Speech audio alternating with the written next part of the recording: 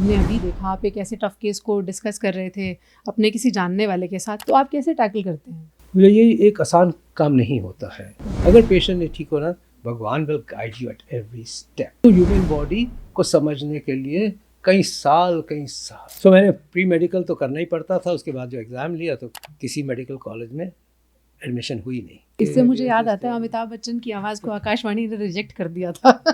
आप यही सोचिए कि उन्होंने रिजेक्ट किया था, यहाँ तो मैं कहीं एक्सेप्ट ही नहीं हो पाया। Number 7 on the second waiting list of JN medical college Aligarh. तो लोग कहते हैं कि यार अशोक उठ जाओ, तुम तो टॉप कर गए हो।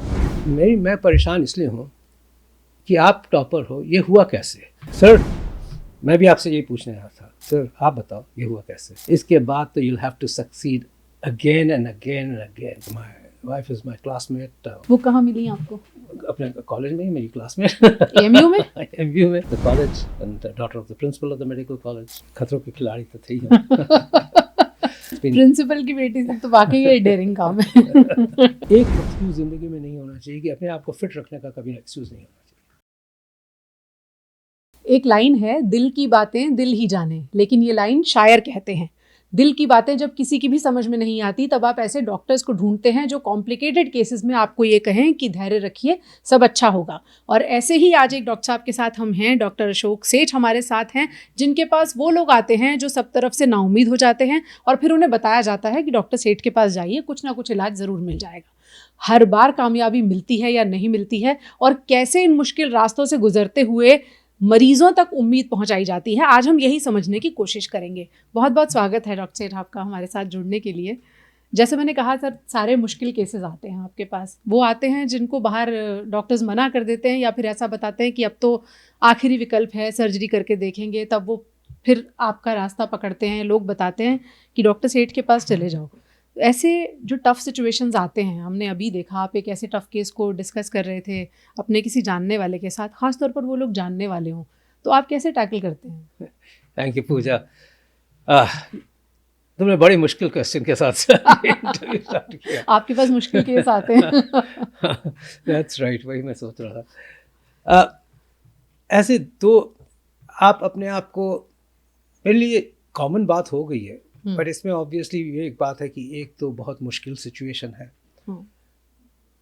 और उसके लिए मेरा एक आधा ब्रेन डिवोटेड है इस बात के लिए कि डिफ़िकल्ट सिचुएशन है, बट हाँ थैंक गॉड कि मेरे पास भगवान ने एक्सपर्टीज़ दी है और वो स्किल्स दिए हैं, एंड आई बिलीव कि वो मेरे हाथों से ठीक हो सकता है। So there is a conviction, there is no fear, there is no confusion नहीं है मेरे दिमाग में, मैं कोई इसमें इनडिसाइसिव नहीं हूँ और कन्विंस्ड हूँ कि अपने एक्सपीरियंस से कि मैं ही पर्सन हूँ जो कर सकता है।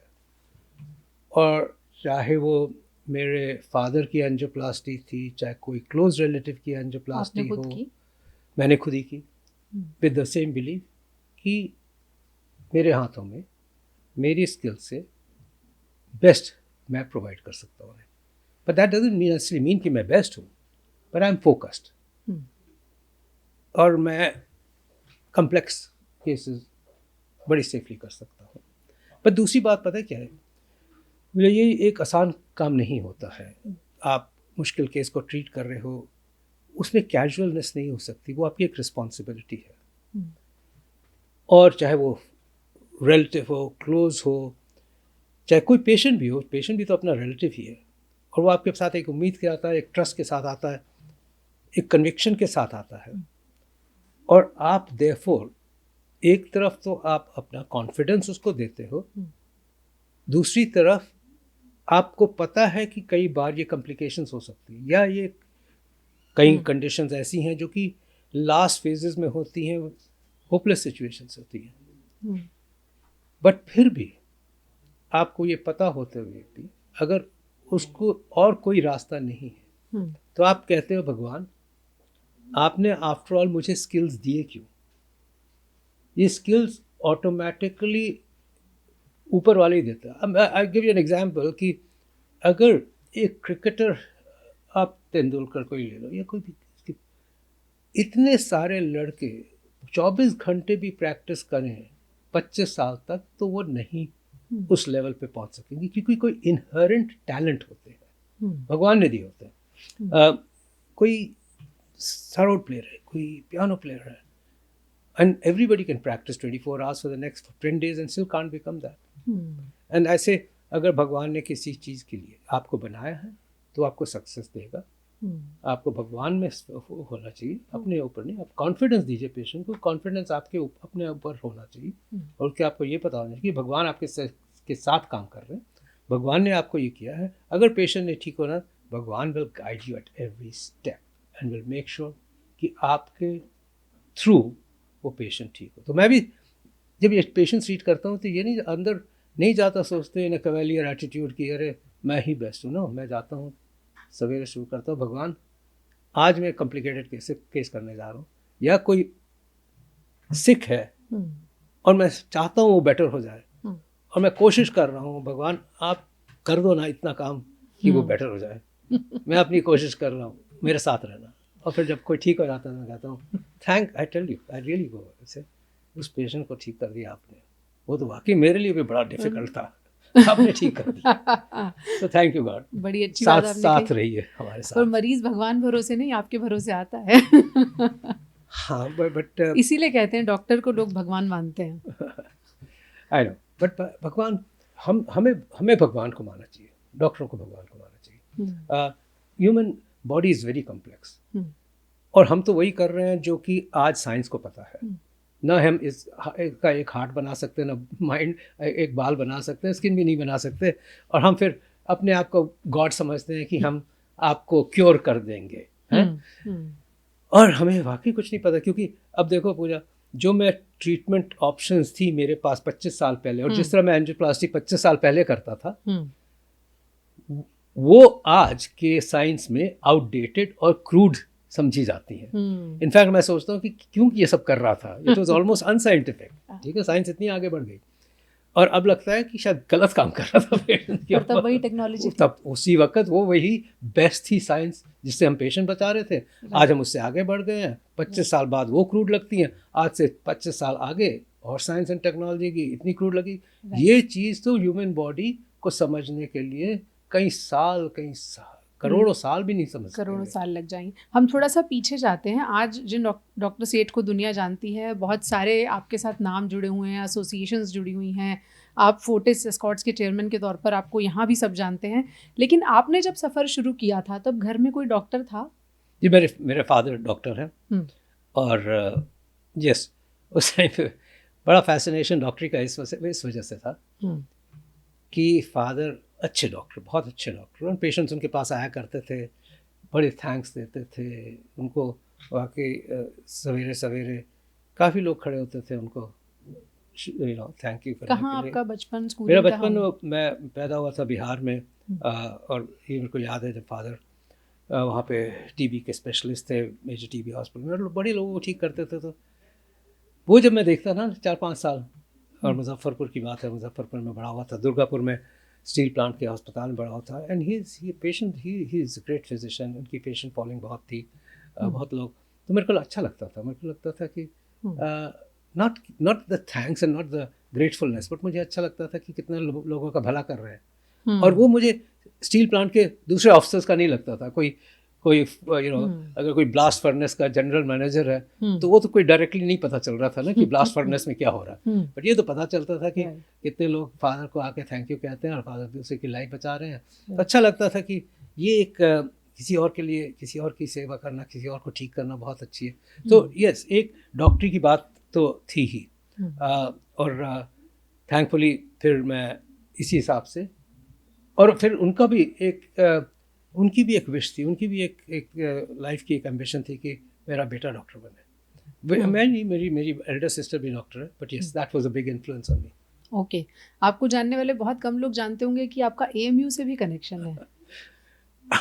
बिल्कुल, एब्सोल्युटली, उसके बारे में बताइए। ओके, सो जहाँ डॉक्टरी की बात आई, तो funniest part of life is कि जब हमने एंट्रेंस एग्ज़ाम देना शुरू किया हायर सेकेंडरी के बाद, प्री मेडिकल होती है, प्री मेडिकल कर लिया, but not that I was great at pre medical. तब नीट नहीं होती थी, तब नीट नहीं होती थी, हमें प्री मेडिकल करना पड़ता था, और फिर प्री मेडिकल के मार्क्स पे हर स्टेट के एग्ज़ाम होते थे, हर मेडिकल कॉलेज के अलग एग्ज़ाम जी। होते थे, एटलीस्ट 10-15 एग्ज़ाम्स तो लेने पड़ते थे to get into a medical college. Different होते थे, स्टेट मेडिकल कॉलेज के अलग होते थे। सो मैंने प्री मेडिकल तो करना ही पड़ता था, उसके बाद जो एग्ज़ाम लिया तो किसी मेडिकल कॉलेज में एडमिशन हुई नहीं। अच्छा। And I took perhaps 10 different exams, various states के। इससे मुझे याद आता है अमिताभ बच्चन की आवाज़ को आकाशवाणी ने रिजेक्ट कर दिया था। आप यही सोचिए कि उन्होंने रिजेक्ट किया था, यहाँ तो मैं कहीं एक्सेप्ट ही नहीं हो पाया, तो किसी ने रिजेक्ट नहीं किया। मैं खुद ही ऐसा था कि बड़े मज़े में घूम रहा था लाइफ के। जी। और तो ये 1 साल तो इसी में गुजर गया। तो फादर ने कहा कि अब क्या करें, तो बीएससी सेकेंड ईयर उस वक्त होता था कि फिर आप बीएससी सेकेंड ईयर करो, क्योंकि pre medical BSc first year के इक्विवेलेंट था, और उसके बाद फिर से एग्ज़ाम देना। तो फिर सेकेंड 1 साल के बाद फिर से मैंने एग्ज़ाम देने शुरू किया। फिर से एग्ज़ाम देने शुरू किया तो फिर भी नहीं घुसा मेडिकल कॉलेज में। हाँ, 1-2 साल बीत गया, अभी मेडिकल कॉलेज में घुसा नहीं है। और फिर 10 कहीं नहीं, नथिंग हैपेंड। फिर बीएससी थर्ड ईयर की बात आई। मैंने फादर से एक दिन कहा कि ये जो आप डॉक्टर बनाना चाहते हो मुझे, ये मुझे कोई ड्रीम ठीक लग नहीं रही है। घुस नहीं पा रहा हूँ, तो ये बीकॉम कर लूँ। बीकॉम सेल्फ डाउट हुआ आपको? हाँ, सेल्फ डाउट कि और दूसरे दोस्त थे जो इसमें नहीं गए थे, जो मेडिकल कॉलेज में, तो बीकॉम कहते थे, बीकॉम करो, ये बनोगे, वो बनोगे, बहुत कुछ बन जाओगे। तो मैंने कहा बीकॉम, वो कर ही रहे थे वो लोग। मैंने कहा बीकॉम कर लेते हैं। वो कह रहे क्लर्क बनना है, ज़िंदगी में यही काम रह गया। भाई क्या तमन्ना है पिताजी की कि शायद मैं किसी दिन डॉक्टर बन जाऊँ। एनीवे, अब उसके बाद फिर से एक और बंगाल में बंगाल में, क्योंकि मैं बंगाल मेडिकल कॉलेज के एंटाइटल था, तो उसी मार्क्स से कहीं बंगाल में ही ले लो मैं एडमिशन। तो एक one of the lowest medical college of Bengal में मेरे को फिर से प्री मेडिकल की एडमिशन हुई। वहाँ पे प्री मेडिकल और मेडिकल इकट्ठे हुआ करते थे। मैं तीसरा साल था और फिर से मैंने प्री मेडिकल एक और स्टार्ट कर दिया। Very funny. एनीवे, उसके नेक्स्ट ईयर आया। Now 3 years had passed by, मैं मेडिकल कॉलेज नहीं था। फिर अब कहा finally, can you believe it, मैंने 10 एग्जाम्स लिए। Second waiting list, number 7 on the second waiting list of JN medical college, Aligarh university में मेरा नाम आ गया। My single success for 3 years। और मैं डॉक्टर बन गया, और मैं डॉक्टर मेडिकल कॉलेज में घुस गया। जब मैं पहुंचा medical college, the funniest part of life is, वहाँ से एक धुरंधर। कोई कहता है मैं अपनी यूनिवर्सिटी का टॉपर हूँ, कोई कहता है मेरी पूरी यूपी में मैं 10th नंबर पे था, कोई कहता है, कहाँ किसके बीच में आ गए। मैं 3 साल के बाद घुसा मेडिकल कॉलेज में, तीसरे अटेम्प्ट में। मैं कई साल पहले पास किया था। मैं उनसे कहता था तुम लोग तो अच्छे हो, मैं बड़ा सीनियर हूँ तुमसे। क्योंकि मैं 2 साल बीएससी कर चुका हूँ। Exactly. So anyway, that was the funniest part of life. Okay, so then वहाँ से एक और कहानी स्टार्ट हुई। अच्छा। पूजा, this is another part of life. So anyway, तब तक मेरे फादर ज़ाम्बिया चले गए on a deputation from the government of India as a physician, senior physician. अब मैं रह गया, मेरी सिस्टर लुधियाना में, और मैं so I had a fun of a time, great fun. Medical college में घुसे थे, पैसे वहाँ से आ जाते थे, और मैं हर एग्ज़ाम को फिर से फेल करना शुरू कर दिया। जो अपने इंटरनल एग्ज़ाम से टिल 1.5 years पे जो फर्स्ट यूनिवर्सिटी एग्ज़ाम होता एनाटॉमी फिजियोलॉजी बायोकेमिस्ट्री का, तो उसमें मेरी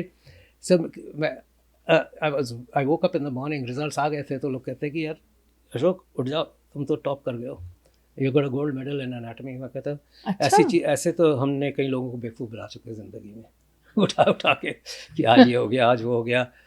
तो मैंने कहा यही बताना रह गया था, भरोसा नहीं हुआ। हम तो मुश्किल से एग्ज़ाम पास करते हैं, गोल्ड मेडल्स की कौन बात करता है ज़िंदगी में। Anyway, that evening I went to, हो गए पूरे दिन हो गया, तो that evening I went to the, वो मार्कशीट्स लगी होती हैं, शाम को गया, लॉबी में लगी हुई थी मेडिकल कॉलेज के, देखा तो वाकई मेरा नाम ऊपर था, I was on the top. अब मैं देख रहा हूँ तो मैं बिलीव नहीं हो रहा, गलती हो, ये नाम तो मेरा ही है। आप पढ़ते होंगे जरूर, तभी आपने कहीं नहीं, मैं पढ़ता होऊंगा, but I didn't realise I was that intelligent कि वाह हो गया। सो पता कस्टमर ये होता था कि अगर आपने टॉप किया है तो आपको अगले दिन जाके हेड ऑफ द डिपार्टमेंट को मिलना होता था। ठीक है। to say thank you for whatever reason, thank you. So I did go to the head of the department of anatomy next day, and he said, I knocked at his door. उन्होंने कहा आइए, उन्होंने कहा कि आप कौन? तो मैंने कहा मैं अशोक सेठ हूँ. तो उन्होंने कहा कि अशोक सेठ कौन? मैंने कहा जी है जी मैंने एनाटमी में टॉप किया है, मैंने एनाटमी का गोल्ड मेडल है. तो this is the head of the department of anatomy looking at me like this. हाँ जी डॉक्टर साहब, अच्छा आप ही अशोक सेठ हो? मैंने कहा हाँ जी मैं ही अशोक सेठ हूँ. I thought he is going to compliment me. I thought he what a great guy, आपने तो बड़ा कमाल कर दिया. You know what he can you believe it, he just looks at me, he keeps quiet for literally 20 seconds. This is अक्सर मैं परेशान इसलिए हूँ कि आप टॉपर हो, ये हुआ कैसे? हुआ कैसे? And I just looked at him. I said, हुआ कैसे? You know, what does he think? Who does he think I am? मैं हुआ कैसे? I said, sir, मैं भी आपसे यही पूछने आया था. It probably is customary to say thank you, but I also came to ask you कि sir आप बताओ ये हुआ कैसे? Wow, what a conversation.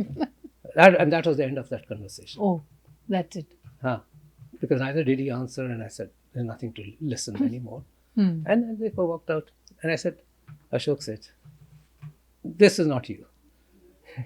If you succeed, gold medal आपका था. Exactly. If you succeed, then believe me, इसके बाद तो you'll have to succeed again and again and again. Right. Otherwise, you'll have to face ridicule, face कि इसने किसी घपले से कुछ किया है, and either be ridiculed or you actually succeed again and again. And it's decided that my only option is be successful, succeed again and again and again, never be ridiculed.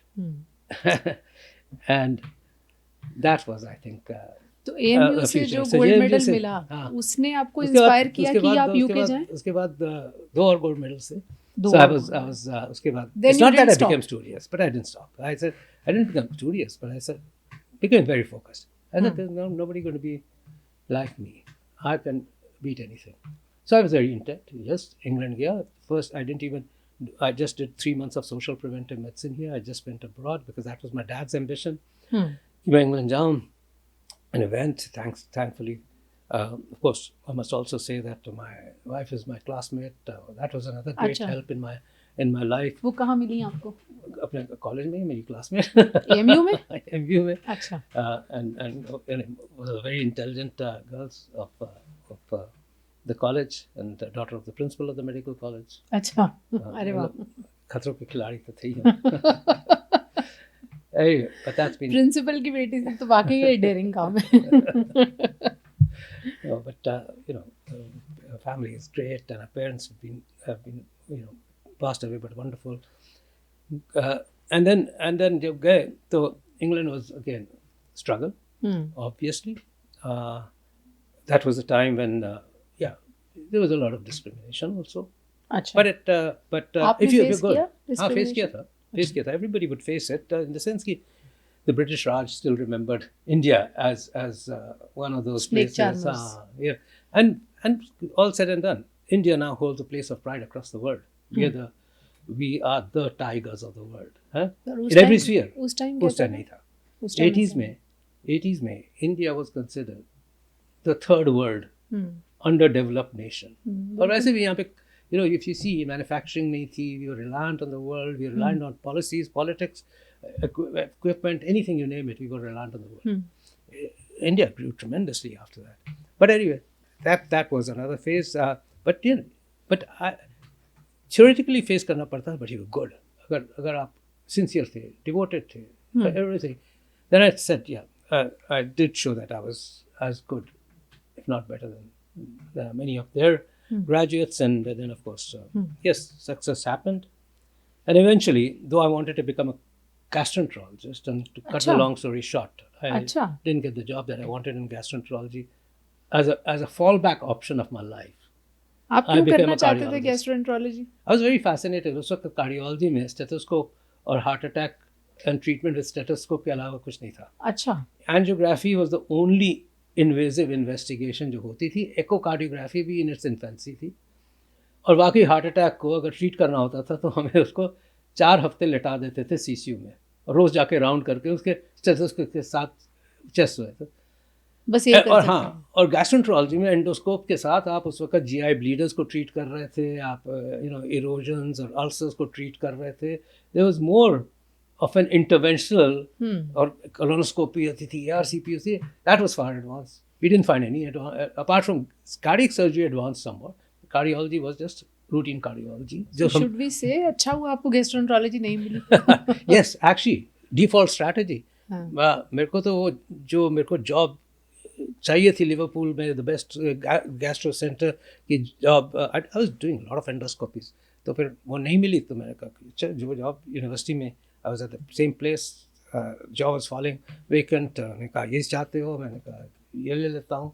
So yeah, so at the university teaching hospital group where I was doing my rotation training, वहाँ पे मिली job. तो of course it was a very prestigious job, it was a very prestigious institution, it was academic, but they knew I was good, and they didn't want me to leave, so I said ठीक है, that's where I cardiologist बन गए. और by the way, cardiologist, you know, stethoscope के साथ soon I was lucky. This is why I say ना, कहते हैं just rely on him. Actually that was the third center in England to start angioplasties. उस वक्त angioplasty जो technique अब हम स्टेंट डालने की कह रहे हैं, अब ये जो बातें कर रहे हैं कि कहाँ एडवांसमेंट्स में पहुंच गए, उस वक्त स्टार्ट ही हो रही थी. हाँ, हो रही थी. और मैं 1 साल के बाद हमारे सेंटर, वो तीसरा सेंटर बना स्टार्ट होने को यूके में. इंडिया में तो तब नहीं इंडिया में तब नहीं थी. या इंडिया में एक एंजियोप्लास्टी उसी के बाद, आई वुड से 2-3 साल बाद इंडिया में स्टार्ट हुई. अब स्टार्ट हो रही थी, हाँ, उसके 3-4 साल बाद. तो जब स्टार्ट हो रही थी तो हमने वो मैं कंसल्टेंट कर, और मैं उसके साथ था, हिज सीनियर एज. सो अब मैं भी उसके साथ वो जितना सीख रहा था उतना मैं भी सीख रहा था उसके साथ. Anyway, we did a good job together, so I got trained very well in that. और फिर the rest of course is history. Returned back to the country, came for my mother back. She wasn't feeling well. So 88 में आ गए. आपके पास विकल्प था कि आप UK में रहते और बहुत सारे डॉक्टर्स चले जाते हैं. Absolutely, not a vikalp. I was actually moving going to the United States.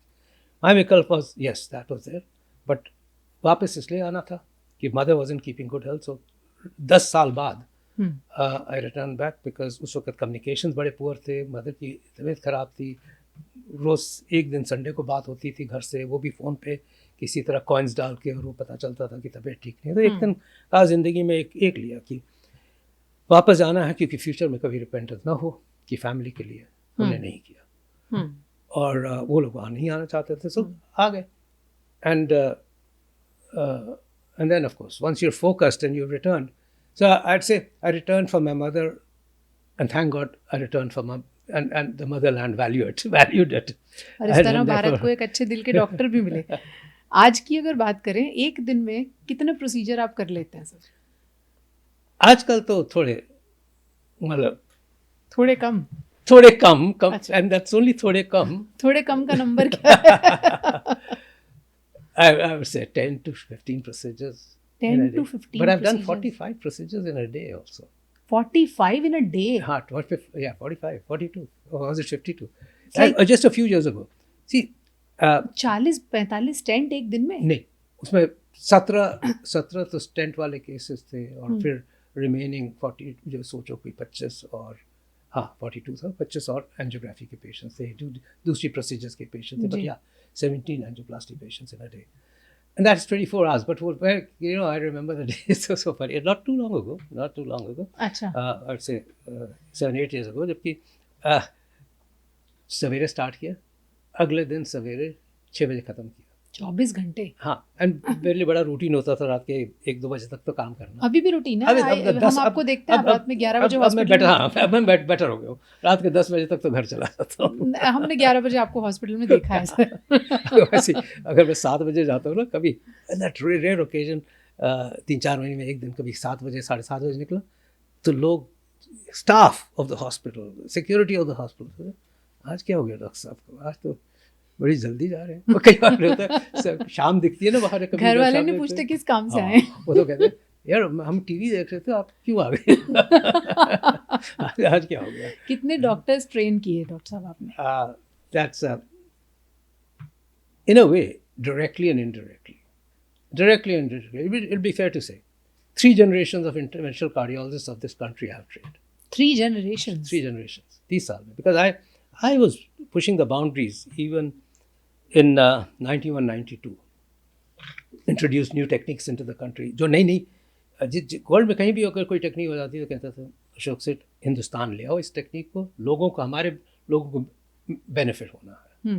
हमने पर्पस ही यही था वापस आने का कि जो चीज़ें बाहर होती हैं और जिस क्वालिटी से होती हैं उसको हिंदुस्तान में मैंने लाना ही है और हिंदुस्तानियों को ट्रीट उनसे ही करना है।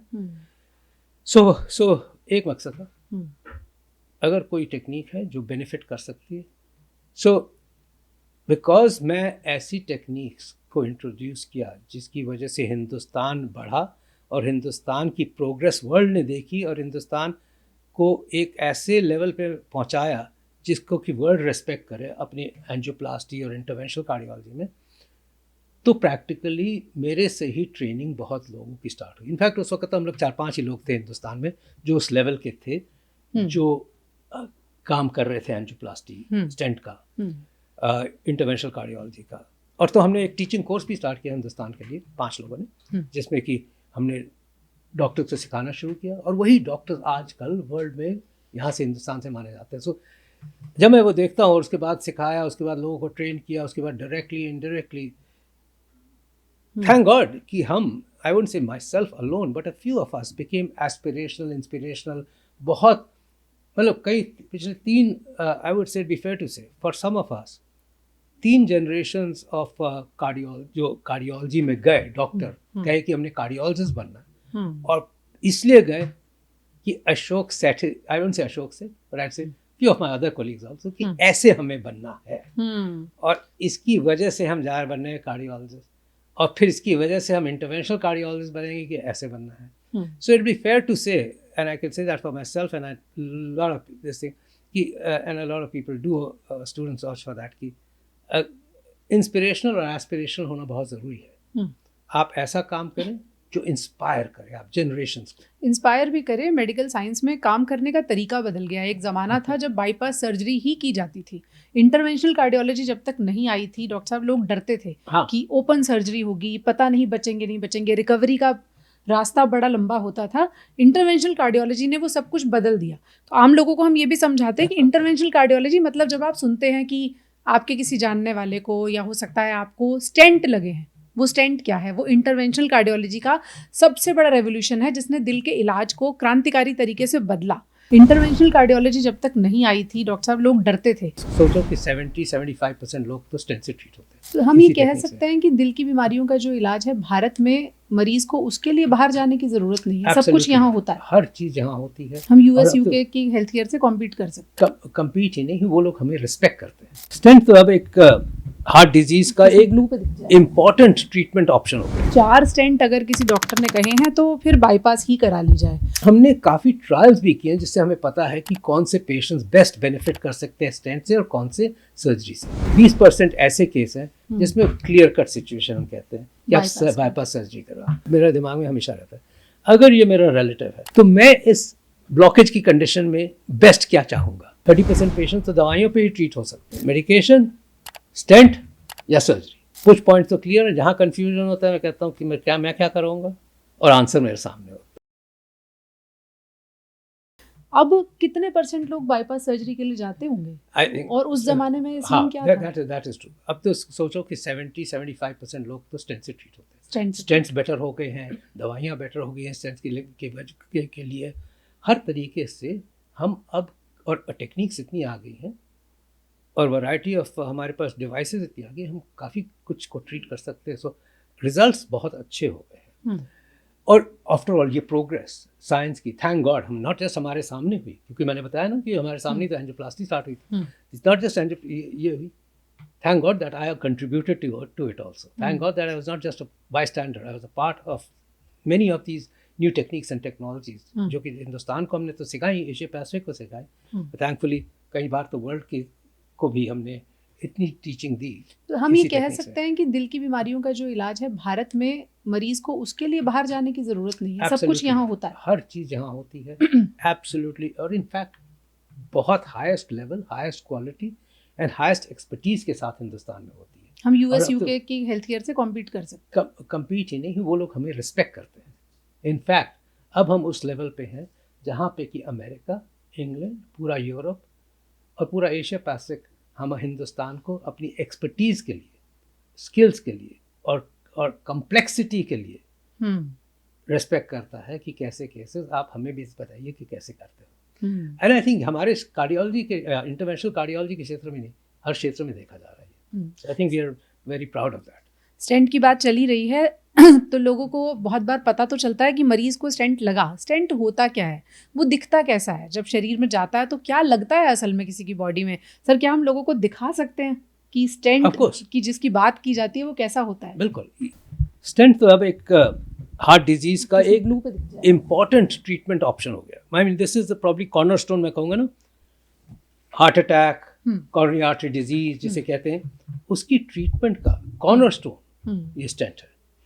और ये स्टेंट पहले आया था 1995 में, बट उस वक्त ये मेडिकेटेड नहीं होता था। उस वक्त प्लेन स्टेंट होता था, स्टेनलेस स्टील का बना हुआ।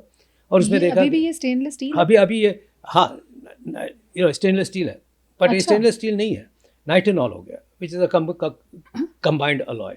ओके, इसमें निकल भी मिला हुआ है।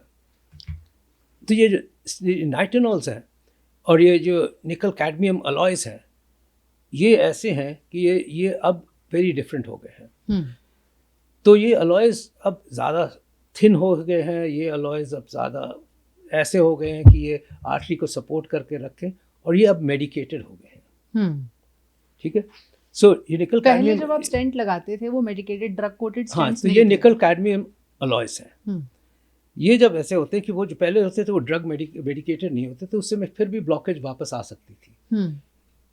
फिर क्या हुआ कि 2002 में ये इसके ऊपर ऐसी दवाई से कवर हुए जिससे कि रीब्लॉकेज नहीं होती थी। तो ये आर्टरी को अब खोल भी देते हैं। ये आप देख रहे हो जो सर्कुलर सा है, ये 3 मिलीमीटर डायमीटर का है। ये जब आर्टरी के अंदर डालते हैं तो एकदम कंप्रेस्ड बलून के ऊपर होता है, बलून के ऊपर कंप्रेस्ड होता है, वो 3 मिलीमीटर का बलून होता है। उसको हम कैथेटर के ज़रिए वहाँ पे पहुँचाते हैं, और फिर जब बलून को फुलाते हैं तो ये बलून इसको फुला के 3 मिलीमीटर का कर देता है। बट फिर जब ये चौड़ा हो जाता है तो इसको कंप्रेस करना मुश्किल हो जाता है। आप देख रहे हैं, ये आसानी से दिखने वाला भी नहीं, इतनी बारीक सी चीज़ है, इतनी बारीक सी चीज़ है। और ये हमें एक्सरेज में उसमें पहुँचानी होती है, एक्सरे पे।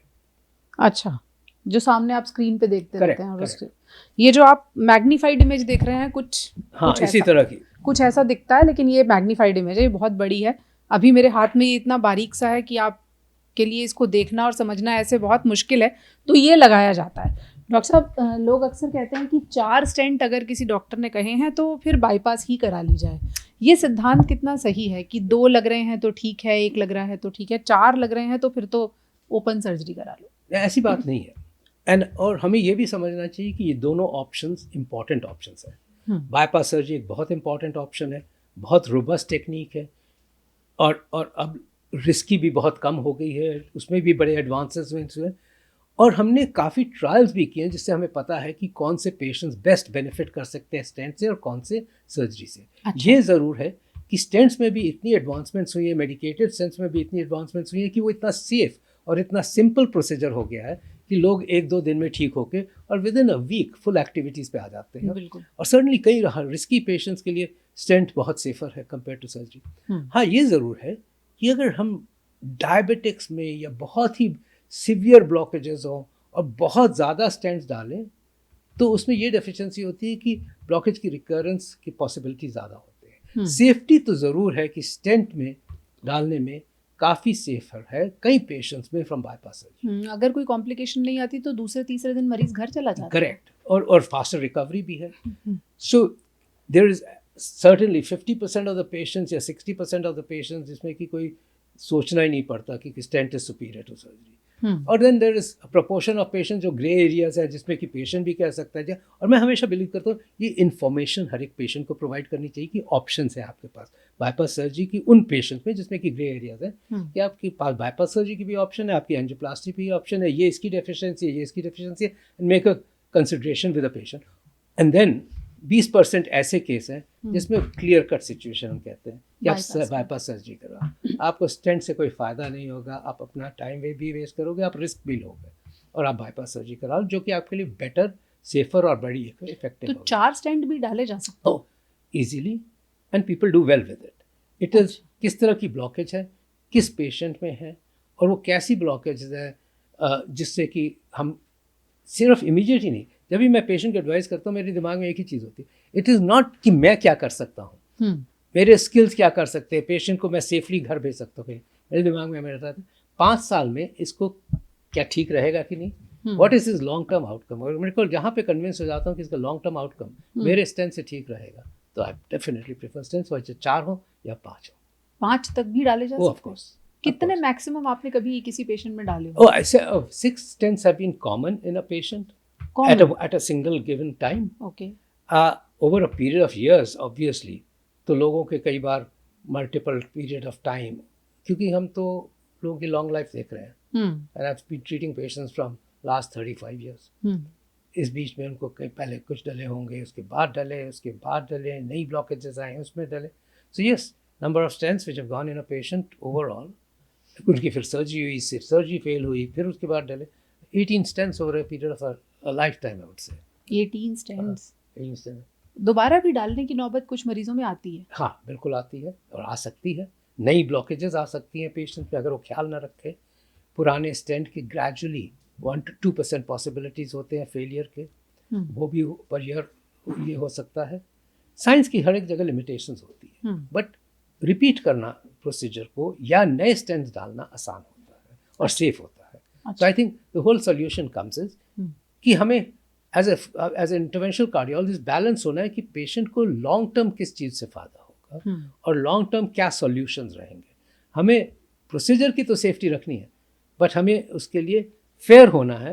और उसका सबसे बड़ा तरीका मेरे दिमाग में हमेशा रहता है, अगर ये मेरा रिलेटिव है, अगर मेरा फादर है, भाई है, मेरा ये कुछ भी लगता है और अगर मेरे को अंदर स्टेंट डालने हो तो मैं इस ब्लॉकेज की कंडीशन में बेस्ट क्या चाहूँगा, और तब मेरे पास आंसर आ जाता है कि उसमें बेस्ट क्या होगा। दवाइयाँ, जो कि लेट्स नॉट फॉरगेट कहीं 30% पेशेंट्स तो दवाइयों पे ही ट्रीट हो सकते हैं और हमें उनको अननेसेसरली स्टेंट डालने की ज़रूरत ही नहीं पड़ती है। अच्छा, साइंस में भी बड़ी मेडिकेशंस में भी बहुत एडवांसमेंट हुई है और हम पेशेंट को ठीक रख सकते हैं, हम पेशेंट को हार्ट अटैक से बचा सकते हैं दवाइयों से। जैसे मेडिकेशन, स्टेंट या सर्जरी। ना कुछ पॉइंट्स तो क्लियर है, जहाँ कंफ्यूजन होता है मैं कहता हूँ कि मैं क्या करूँगा, और आंसर मेरे सामने होता है। जो आप अपने लिए तय करेंगे, अपने लिए तय करेंगे, वो मैं अपने पेशेंट के लिए तय करूँगा, वही मरीज के लिए। और इसी तरह से अगर हर डॉक्टर इसी तरह से सोचने लगे तो नुकसान भी कम से कम होगा और मरीज और डॉक्टर का रिश्ता भी बहुत बेहतर बन जाएगा। डॉक्टर साहब, स्टेंट हम देख रहे हैं और आगे आने वाले समय में कार्डियोलॉजी में कुछ और एडवांसमेंट्स हैं जिन पर काम चल रहा है, जो हिंदुस्तान में भी देखने को मिलेंगी? एडवांसमेंट तो बहुत है कार्डियोलॉजी में, हर तरीके से इतनी ज़्यादा एडवांसमेंट हो रही है कि जो हमने पिछले 25 साल में 30 साल में एडवांसमेंट देखी है, कई सेंचुरीज में नहीं देखी थी। And that is the first example जो मैंने कहा कि हार्ट अटैक को 4 हफ्ते हम सीसीयू के बिस्तर पे लगा के बैठाते, that's how started my cardiology career. उसके हमारे सामने ही वो क्लॉट डिसॉल्विंग ड्रग है, मेरे सामने ही एंजियोप्लास्टी है, या वो ट्रीटमेंट क्या होती है कि हार्ट अटैक वाला मरीज आया, उसे स्टेंट डाला, उसी दिन उसको हार्ट अटैक से बचाया और 2 दिन में घर जा रहा है। ना साइंस में इतनी एडवांसमेंट्स हो रही हैं कि हम हर चीज़ का मिनिमली इन्वेजिव की तरफ जा रहे हैं कम से कम तरीके से। तो stent was the first example, but हम वाल्व्स चेंज कर रहे हैं। आपको पता ही है ये बात कि इसको ट्रांसकैथेटर वाल्व इम्प्लांटेशन कहते हैं, कि हम हार्ट के वाल्व्स को, ब्लॉक्ड वाल्व्स को, जो कि सिर्फ पहले ओपन हार्ट सर्जरी से वाल्व रिप्लेसमेंट से ही चेंज हो पाती थी, अब वो हम एंजियोप्लास्टी के तरीके से कैथ लैब में ही चेंज करके 2 दिन में लोगों को घर भेजें, उसके वाल्व चेंज हो जाता है। लीकिंग वाल्व्स की ट्रीटमेंट बढ़ती जा रही है। अब हम वो लीकिंग वाल्व जिनको पहले ओपन हार्ट सर्जरी से रिप्लेस करना पड़ता था, हम एक कैथेटर डाल के उस वाल्व को क्लिप कर सकते हैं, उसको क्लिपिंग प्रोसीजर कहते हैं। वाल्व की लीकिंग को टेबल पे ही ख़त्म कर सकते हैं और 2 दिन में पेशेंट घर जा सकता है। तो उसमें वाल्व रिप्लेस भी नहीं करना, वाल्व रिप्लेस भी नहीं हुआ और वाल्व की लीकिंग भी ख़त्म हो गई। इनफैक्ट अब तो वो सिचुएशंस पे आ रहे हैं कि नए कंपनियां वाल्व्स बना रही हैं जो कि टोटल वाल्व रिप्लेसमेंट ही कर दे बगैर ऑपरेशन के। सो सिर्फ रिपेयर्स ही नहीं, सिर्फ एक नहीं, पता है, बट साइंस की ये तो एडवांसमेंट्स होती ही जाएंगी, बट जेनेटिक्स में बड़ी एडवांसमेंट हो रही है। अब वो दवाइयाँ आ रही हैं, हम कहते थे कोलेस्ट्रॉल कंट्रोल के लिए स्टैटिन्स खाते रहो जी, उसके बाद दवाई इंजेक्शन आए जो कि हर 2 हफ्ते लें तो कोलेस्ट्रॉल कंट्रोल हो जाए। Now we are looking at medication जो कि साल में 1 बार इंजेक्शन लो और पूरे साल कोलेस्ट्रॉल कंट्रोल रहे। ऐसे इंजेक्शंस हैं? द फर्स्ट फेज़ 1 और फेज़ 2 उसके स्टार्ट हुए हैं, ऐसे इंजेक्शंस हैं। वो इंजेक्शन तो आ ही गए हैं जो 1 in 6 months लो तो कोलेस्ट्रॉल कंट्रोल हो जाएगा। ऐसे इंजेक्शन हैं? ऐसे इंजेक्शन हैं 6 महीने में एक बार लगाया। 6 महीने में एक बार लगाना। वो महंगे हैं इसलिए रूटीन यूज़ में नहीं है, पर उससे कोलेस्ट्रॉल कंट्रोल होता है कंट्रोल हो जाता है। और फिर दवा की ज़रूरत दवा नहीं। की नहीं ज़रूरत, टैबलेट्स की ज़रूरत नहीं, रोज़ टैबलेट खाने की ज़रूरत नहीं। So yes, but can you believe science में तो वो इंजेक्शन आ गए once a year। But the other day I was reading the biggest thing, आपने एक इंजेक्शन लिया, आपने जीन्स को ऑल्टर कर दिया और जीन से ऐसे ऑल्टर हुआ कि जिंदगी भर दवा खाने की जरूरत न पड़े, जिंदगी भर कोलेस्ट्रॉल कम रहे। तो फिर तो दिल की बीमारी भी नहीं होगी। Absolutely fascinating science. ये साइंस अब क्योंकि जीन ऑल्टरेशन में जा रही है, जहाँ वो जेनेटिक ऑल्टरेशन की बात आती है in a person, obviously in a person who still there and alive, but उसके जीन खराब थे because that's what now produces his raise cholesterol, और आपने उसके जीन्स को ऑल्टर कर दिया तो उसका कोलेस्ट्रॉल कम हो गया जिंदगी भर के लिए। फैसिनेटिंग साइंस जो हम देखने जा रहे हैं। सो आई थिंक वी आर, हम जिस स्पीड से मेडिकल साइंस की प्रोग्रेशन देख रहे हैं, medical science body, human body को तो नहीं बना सकेगा, न ही हमें रिक्रिएट कर सकेगा। आज भी एक रोबोट हमारे हैंड मूवमेंट्स और माउथ के स्पीच को रेप्लिकेट नहीं कर सकता। But yes, we are going to be able to save more life. हम बहुत ज़्यादा जाने को बचा सकेंगे और हम रैपिडली उस क्षेत्र में जा रहे हैं, चाहे वो कैंसर हो चाहे हार्ट डिजीज, हर टेक्नोलॉजी में कम से कम मैक्सिमम सेफ्टी, कम से कम इन्वेजिवनेस और मैक्सिमम लॉन्ग टर्म रिजल्ट्स। बहुत सारे डॉक्टर्स जिनके मरीज हमसे शिकायत करते हैं कि डॉक्टर साहब ने टाइम नहीं दिया, बस 2 मिनट में बता दिया। अगर वो आपसे बात करके आधा ठीक नहीं हुआ तो इसका मतलब आप ही में कोई गलती है, पेशेंट में कोई गलती है। अनफॉर्चुनेटली वो वेटिंग लिस्ट होती है। तो कितने दिन में मिलेगी आपकी अपॉइंटमेंट अगर आज ट्राई करें? फेथ कभी कभी मरीजों को ठीक कर देता है। एग्जामिनेशन का एक पार्ट है टच, एग्जामिनेशन का एक पार्ट है कि उसने फील किया, आपने नर्व्स भी देख ली, तो there is a connect which happened. I don't have lunch, I finish at 10 o'clock। पहला मील रात को होता है? मेरा पहला मील रात को, पहला और आखिरी? पहला और आखिरी। ये तो बुरी लाइफस्टाइल है, I just got used to it. ये नहीं फॉलो करनी चाहिए। कभी कभी ऐसा भी होता होगा कि आपने चाहा कि ये बच जाए लेकिन वो मरीज नहीं बचा। कोई भी डेथ किसी की भी, उसका सबसे मुश्किल टास्क होता है जाके बताना कि ये हुआ है।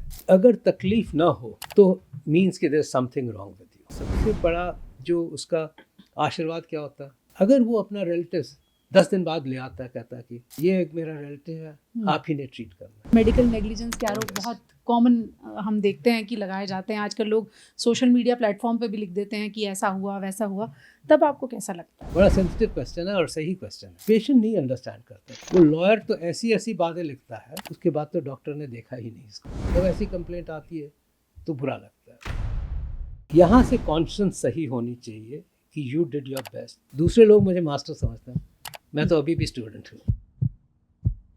इसीलिए भारत में भी लोगों की जो उम्र है वो बढ़ती जा रही है। लॉन्जिविटी जिस पर मेडिकल साइंस काम करती है कि कैसे किसी मरीज़ की उम्र और उसके हेल्दी ईयर्स बढ़ाए जाएं, उसी के तरीकों के बारे में डॉक्टर साहब बता रहे हैं कि अब ऐसे इंजेक्शन भी हैं कि एक बार लगाया 6 महीने तक कोलेस्ट्रॉल की दवा से आपको छुट्टी मिल गई। लेकिन बहुत सारे डॉक्टर्स ऐसे नहीं हैं जो इन एडवांसमेंट्स पर नज़र रखते हैं, बहुत ज़्यादा उन पर काम करते हैं, उनके साथ अप टू डेट रहते हैं। इसीलिए आप उन डॉक्टर्स को ढूंढते हैं जो एडवांसमेंट्स के साथ यानी समय के साथ अपने आप को लेकर चल रहे हों।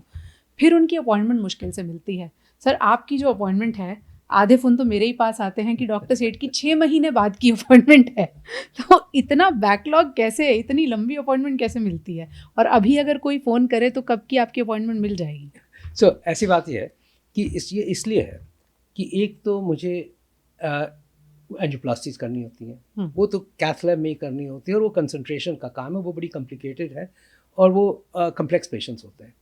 तो एक तो मैं उस वक्त चाहता हूँ कि मेरे को कोई डिस्ट्रैक्शन ना हो। I patient deserves my full time, उसको मेरा फुल टाइम की ज़रूरत है जब मैं प्रोसीजर्स कर रहा होता हूँ, और कहीं भी गलती से कुछ भी हो जाए तो वो फेयर नहीं है पेशेंट के लिए। सो ये फोकस है एंड ये अंडरस्टैंडेबल फोकस है। अब ओपीडी की बात रही तो मेरे को लोग हर चीज़ के लिए देखना चाहते हैं, यस, बट मेरा ये भी कर्तव्य है कि मैं उनको ठीक से देखूं।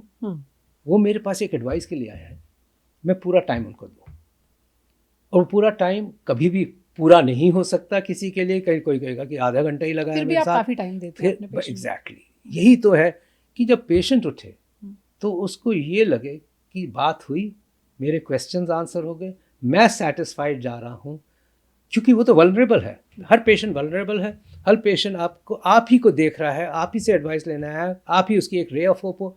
अगर वो आपसे बात करके आधा ठीक नहीं हुआ तो इसका मतलब आप ही में कोई गलती है, पेशेंट में कोई गलती नहीं। ये बात बहुत सारे डॉक्टर्स को सीखनी चाहिए। बहुत सारे डॉक्टर्स जिनके मरीज हमसे शिकायत करते हैं कि डॉक्टर साहब ने टाइम नहीं दिया, बस 2 मिनट में बता दिया और हमारे सवाल हमारे मन में ही रह गए। डॉक्टर सेठ के पास टाइम नहीं होता, लेकिन मैं अपने पर्सनल एक्सपीरियंस से बता सकती हूँ कि हर मरीज को आप तसल्ली बख्श टाइम देते हैं और वो कहता है आपसे मिलकर ठीक हो गया मैं। तो ये भी एक बहुत बड़ी चीज़ होती है कि फेथ कभी कभी मरीजों को ठीक कर देता है। तो इसीलिए अनफॉर्चुनेटली वो वेटिंग लिस्ट होती है कि मैं उससे डबल पेशेंट भी देख सकता हूँ, बट उस वक्त मैं नहीं सेटिस्फाइड होऊंगा, क्योंकि अगर पेशेंट के मुंह पे ये लगा कि आपने उसको धक्का मार के निकाल दिया क्योंकि वहाँ दूसरा पेशेंट को देखना और आपकी इतनी बड़ी लिस्ट है, तो वो बात ठीक नहीं है। फिर भी मैं रात के 10 बजे तक ओपीडीज करता हूँ जी, बट मेरे को कभी भी किसी पेशेंट ने अगर कह दिया ना, कहीं से सुन लिया, और एक कोई ना कोई ऐसा होता है, डॉक्टर साहब ने तो पूरा टाइम नहीं दिया, वो जल्दी में थे जी, तो मेरे को पता नहीं पेशेंट को कितना बुरा लगा, मेरे को उससे ज़्यादा बुरा लगा। तो कितने दिन में मिलेगी आपकी अपॉइंटमेंट अगर आज ट्राई करें? Okay, now it's better 3 months। 3 months, okay. 3 महीने का इंतजार है और हम डॉक्टर सेठ की प्राइवेट ओपीडी की बात कर रहे हैं, ये भी हम क्लियर कर दें। सर, ये तो हुई पेशेंट डॉक्टर रिलेशनशिप की बात। आपकी अपनी जो पर्सनल लाइफ है उसमें आपको अपने लिए कितना समय मिलता है, क्या रूटीन है आपका? हाँ, रूटीन कोई डिस्टर्ब ही है, बट यस, अपने लिए आई थिंक आई वुड से अपने लिए और फैमिली के लिए, ये दोनों चीज़ें इंटर रिलेटेड है। अपने लिए तो आप टाइम निकाल लो, बट अगर फैमिली को भी टाइम देना चाहिए। So yes, in the morning मैं चाहता हूँ कि मैं और this is post Covid bye the way. Covid से पहले तो मेरे को ऐसे ही ब्लिंकर था, तो मैं एक ऐसे लग रहा था कि मैं एक ट्रेडमिल पे हूँ जो रोक ही नहीं सकता, बिकॉज मेरे चारों तरफ मुझे कुछ दिखता भी नहीं था। और मैं हर चीज़ के लिए कहता था कि इसके लिए कहाँ टाइम हो सकता है। मेरे सवेरे 9 बजे स्टार्ट करता था और रात के 2-3 बजे तक ख़त्म करता था। लोग मेरे घर वाले मेरे को देखते नहीं थे। इनफैक्ट हर एक की लाइफ अपनी खुद ही खुद चलती जा रही थी कि जब इन्होंने होना ही नहीं है तो फादर हैं, कहते थे कि जब जिस दिन दिख गए तो बड़ी अच्छी बात है, अदरवाइज मुलाकातें कहीं होती नहीं थी। तो अब मैं स्लाइटली बेटर हूँ कोविड के बाद से, रियलाइजेशन हुई है। सो मैं ज़रूर सवेरे एक्सरसाइज के तो मैं एब्सोल्युटली वेरी स्ट्रिक्ट हूँ। टाइम मिलता है एवरी मॉर्निंग। इनफैक्ट कई संडेज तो मैं 26-28 किलोमीटर वॉक करता हूँ। ये हम देश के सबसे बिजी डॉक्टर्स से बात कर रहे हैं, तो जो लोग ये बहाना लगाते हैं कि हमें एक्सरसाइज के लिए टाइम नहीं मिलता, उन्हें ये बात ध्यान से सुननी चाहिए। और मैं हर मॉर्निंग इट्स ऑल 7 days, और 2 days 2 दिन तो योगा होता है सवेरे 1 घंटे का, और बाकी दिन ट्रेनर आता है, घर पे जिम है, एक्सरसाइज करता हूँ प्रैक्टिकली एन आवर 1 घंटा, और वो मेरा ज़रूर मस्ट है। अगर मैं कंट्री में हूँ और मैं जा सकता हूँ तो 26-28 किलोमीटर की सर मैं सीरी फोर्ट पे जाके करता हूँ, 4-4.5 रनिंग, वॉकिंग 4.5 ब्रिस्क वॉकिंग 4.5 घंटे।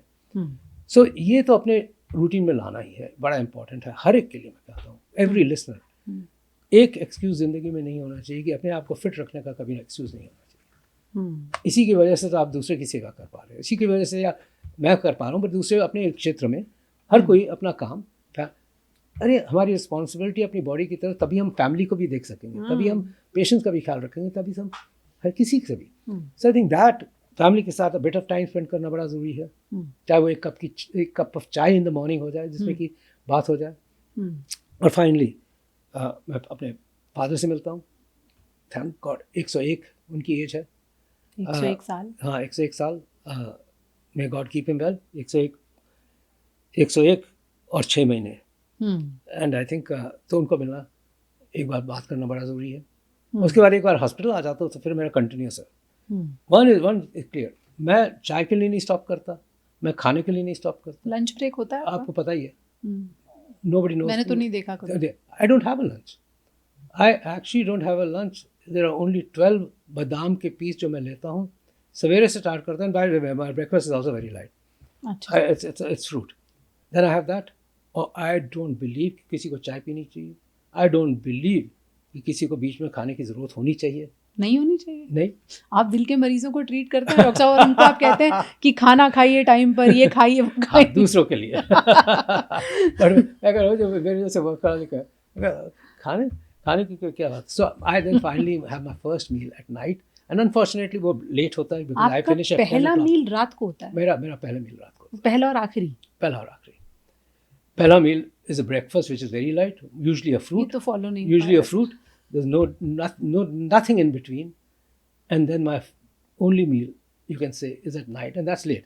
But अगर मैं ये कहूँ कि ये तो बुरी लाइफस्टाइल है, I just got used to it, ये नहीं फॉलो करनी चाहिए बिकॉज मैं वो रेलिवेंट लाइफस्टाइल फॉलो ही नहीं कर सकता, मेरी बॉडी इसको फॉलो ही नहीं करा सकती कि मैं अपने आप को चेंज करूँ। But it's not a good lifestyle because breakfast ठीक से खाना चाहिए, यस लाइट मील्स बीच में होना चाहिए और खाना अर्ली होना चाहिए, 7 बजे ज़रूर, कोई 7:30 बजे तक खा ले। So that healthy, और ये healthy habits हो, खाना मैं healthy खाता हूँ, there's no question. I mean, I actually eat very healthy, and my main meal, and by the way, my dinner is no more than 2 chapatis. Which is at what time? कितने बजे आप But dinner? this gets to 10, 10:30, 11. No, so आप आपको भूख don't नहीं think of लगती me दिन- as an ideal person. दिन for भर भूख खाने। नहीं। मैं वही सोच रही हूँ कि ये तो हम आदत पड़ फॉलो गई। भी नहीं करने को कहेंगे। No, so listeners, ये हैबिट्स ना फॉलो करना, बट मैं आपको अच्छी हैबिट्स जरूर सिखा सकता हाँ, हूँ। वो बता दीजिए कि ये नहीं करना तो करना क्या है। But healthy eating and have a good breakfast, protein ज़रूर होनी चाहिए, have a very light lunch और थ्रू आउट बिट्स खाते रहो जिसमें फ्रूट्स हों, जिसमें and lunch should be really, I believe it should be more fruits and vegetables. And then at night have an early dinner, again lots of fruits, vegetables and proteins. Carbohydrates हम avoid करें, it's just not needed by the body in large extent. And by the way, उसके बाद I think exercise as a part of the daily schedule बहुत important है। अगर हम ये fit in कर लें और family के साथ some time and time for regular short vacations, तो फिर आपका काम में ज़्यादा मन लगेगा और आप अच्छी तरह से अपना काम डिलीवर कर पाओगे और फिर अच्छी तरह से आप अपनी रिस्पॉन्सिबिलिटीज़ को निभा सकोगे, चाहे वो पेशेंट की तरफ हो, चाहे अपने काम की रिस्पॉन्सिबिलिटी हो, चाहे घर की रिस्पॉन्सिबिलिटी। आप हेल्दी खाना खाइए, 3 मील्स लीजिए, लेकिन यहाँ एक एग्जाम्पल है जो बता रहे हैं कि हम एक टाइम का खाना खा के भी दिन भर काम कर सकते हैं। At what age? आपकी उम्र क्या है सर? 70। 70 साल की उम्र में अगर एक मील पे काम चल रहा है, दिन में थोड़े से बादाम और सुबह थोड़े से फ्रूट्स, ये टोटल हमने जो अभी तक नोट किया है, ये टोटल आपका खाना यही है बस? हाँ, उससे पहले नहीं, एक फैमिली के साथ बैठ के चाय में पीता हूँ ना, उसमें 2 बिस्किट भी खा लेता हूँ। और पेशेंट फ़ोन करते हैं कभी सीधे?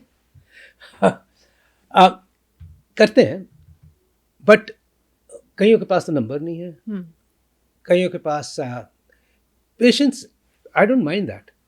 चक्कर ये हो जाता है कि आपको हर एक का ख्याल रखना है, और एज यू नो कि मैंने कहा कि मैं ज़्यादातर टाइम तो अस्पताल में रखता हूँ, और ज़्यादातर अस्पताल में इसलिए कि अगर मैं पेशेंट को कहता हूँ कि अगर आप छोटी चीज़ों के लिए फ़ोन करोगे, तो जब आप अस्पताल में सीरियस चीज़ों के साथ एडमिटेड हो गए और मैं आपको ट्रीट कर रहा हूँ, तो आपको कैसा लगेगा कि मेरे को एक फ़ोन आ गया कि कोलेस्ट्रॉल की मेरी लेवल क्या है, और आप कह रहे हो कि मैं तो यहाँ हार्ट अटैक से आया हूँ, मेरी तो एंजियोप्लास्टी करनी है, और ये बात कर रहे हैं कि किसी और से जिसका कोलेस्ट्रॉल क्या है। सो आपको ये पता होना चाहिए कि फ़ोन कीजिए तो बहुत सीरियस या तो सिचुएशन है, या ऐसी सिचुएशन है जो कि हैंडल ना हो सके, या अगर ऐसी सिचुएशन है जो वेट ही ना कर सके, इतनी इमरजेंसी हो गई।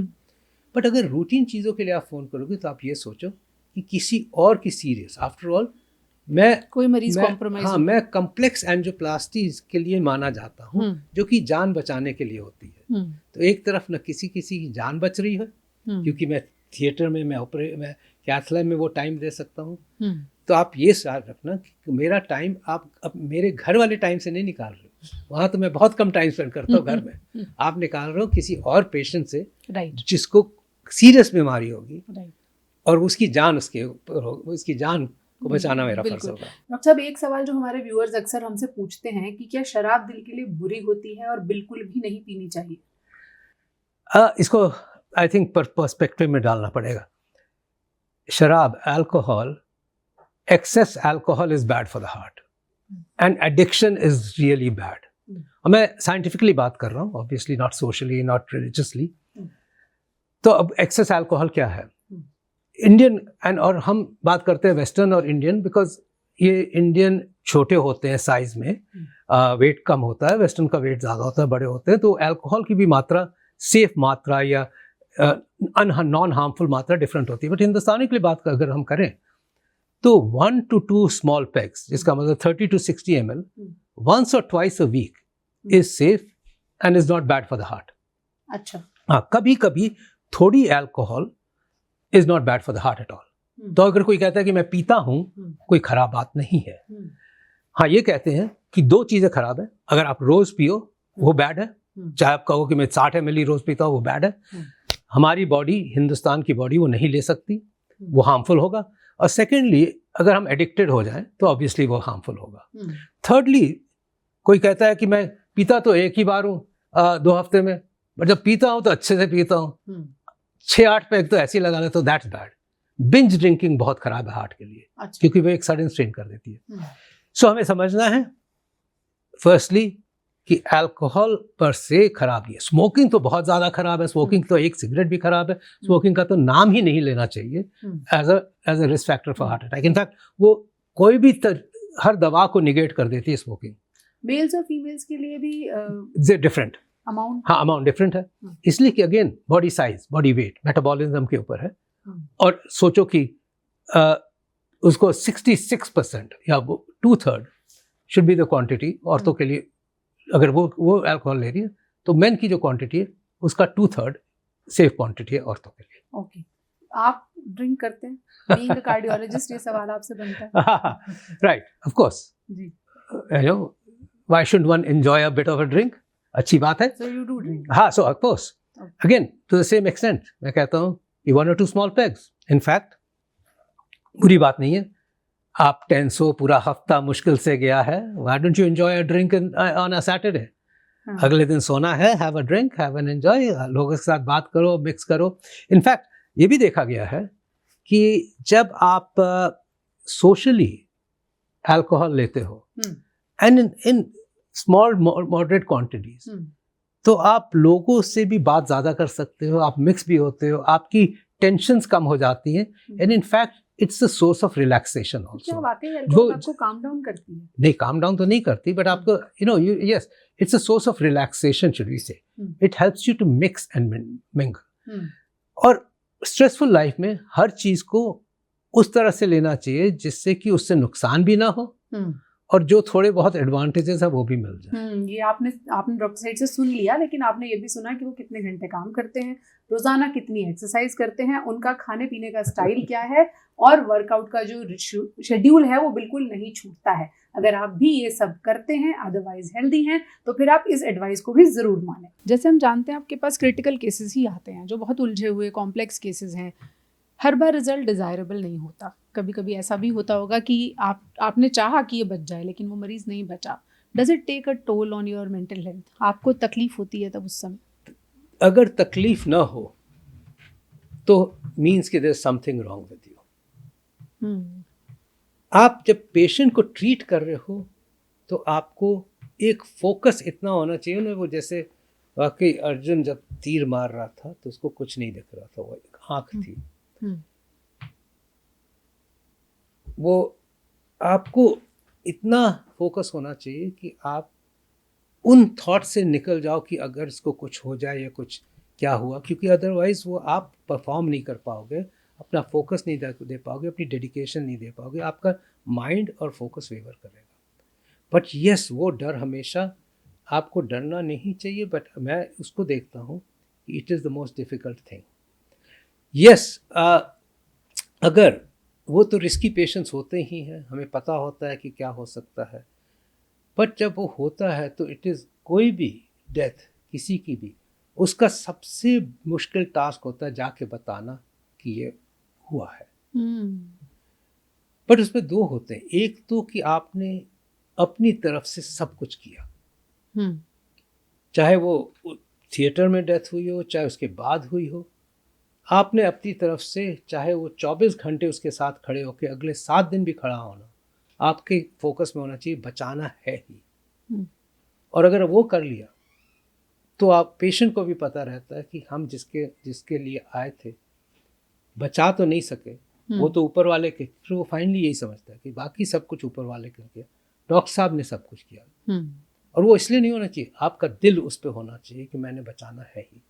पता है उसका सबसे बड़ा जो उसका आशीर्वाद क्या होता है?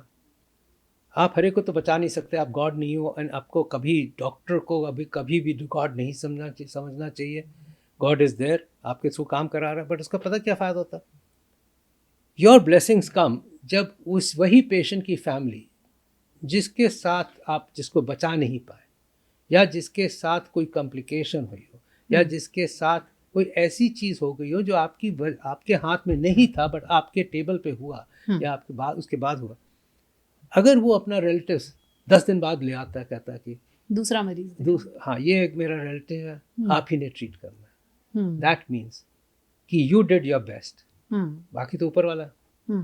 तो कभी भी, और सेकेंडली अगर कुछ हो जाए तो मैं हमेशा उस चीज़ के बारे में, उस वक्त तो नहीं, उस वक्त तो मैं अपनी पूरी डेडिकेशन से बचाने की सोचता, नहीं बचता अगर, तो मैं अगले पूरे 7 दिन तक रिव्यू करता हूँ माइंड में कि और मैं क्या कर सकता था, कुछ ऐसी चीज़ और कर सकता था कि या ये बेटर हो जाता, या ये रिजल्ट उससे बेटर हो जाता, या ये चीज़ टेबल पे होती नहीं, या ये उसके बाद जिंदा रहता।